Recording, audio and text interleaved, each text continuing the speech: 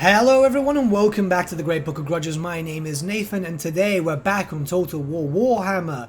This is because there is a patch coming out with the Shadow and the Blade DLC called the Potion of Speed, which dramatically changes how the Tomb Kings will play from now on.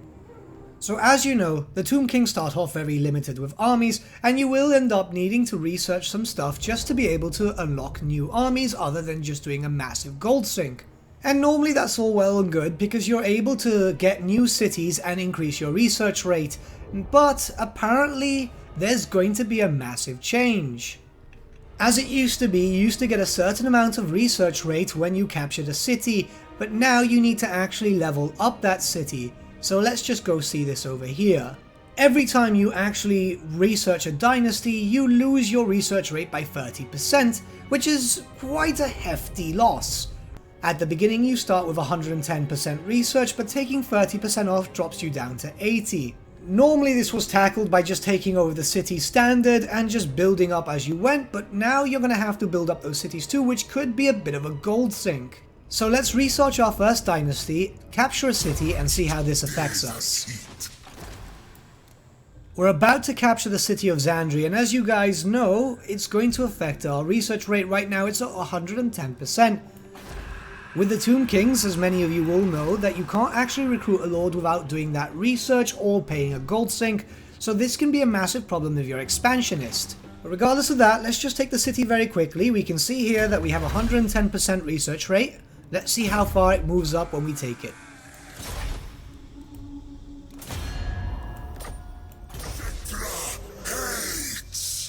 The city of Xandri is now ours, and as we can see we get a plus 1% research rate, going up to 2% and then 3% when we actually upgrade the city fully. But as you can see, there's a bit of a problem. First off, growth is very slow for the Tomb Kings. Second off, you need 1,600 gold to actually get to the second rank, and then you need 3,200 extra gold to get to the final rank. Given the fact that your income is very low, only at 169 at the beginning, you're going to have to be moving around, sacking, and just trying to get as many missions done as possible to get this money. This is going to dramatically slow down Tomb King players, especially if they're expansionists, because you're going to find yourself lacking. Now yes, you can build up some buildings and get some extra cash, like for example this building over here, but as you can see, it's only 50 more income, going all the way up to 150. Yes, you can get some bonuses, but at this point you kind of want to just focus on open graves and different other things to get some archers and actual units that are worth it. I'm building up my forces and I'm going to simulate a few turns just to show how normal Tomb King players play in terms of expansion and see how well we can do in terms of income. Already we're having a big issue where some greenskins are trying to raid us, and this becomes a bit of a problem. We're going to have to try and make them leave, but also we might risk losing Xandri. The greenskins once again are proving problematic, so we're going to have to try and bait them to actually leave. Let's just attack this and sack them just to get some money.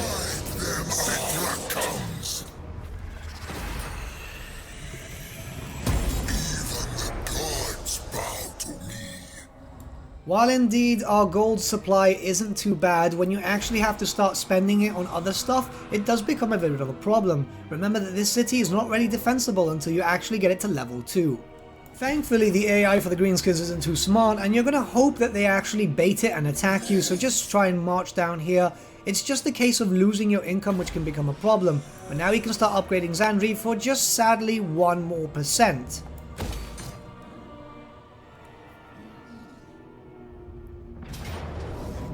The greenskins did take the bait, and you can actually use this to fight them off. Yes, your armies are going to be tired, but you should be fine. While I have been able to kill off the greenskins, it's important to note that the AI does act differently in different games, so you might not get this result. They might not raid, they might beat you back. It really depends on how the AI sees it.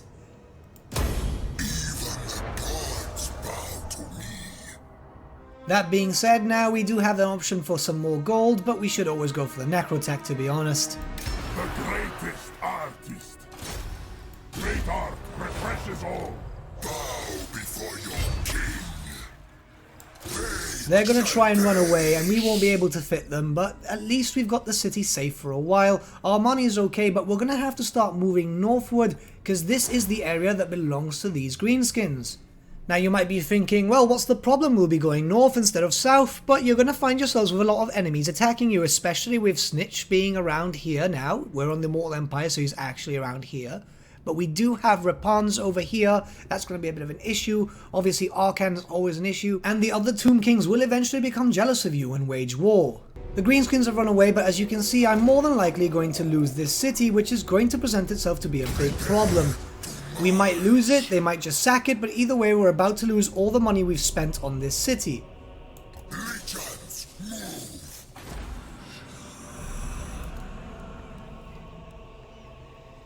It can be a bit of an issue because now we've just upgraded it to give us 2%, and unfortunately we're going to make it lose now to go back to 110. And the fact of the matter that we're about to lose 30% of that because of the research in 7 turns, it's going to slow us down once again. Thankfully, the greenskins were smart enough to actually leave, but it still presents the issue here. We're going to have to start moving. They're already trying to come back to the city, which does make sense, to be honest. But we're going to have to try and take this out.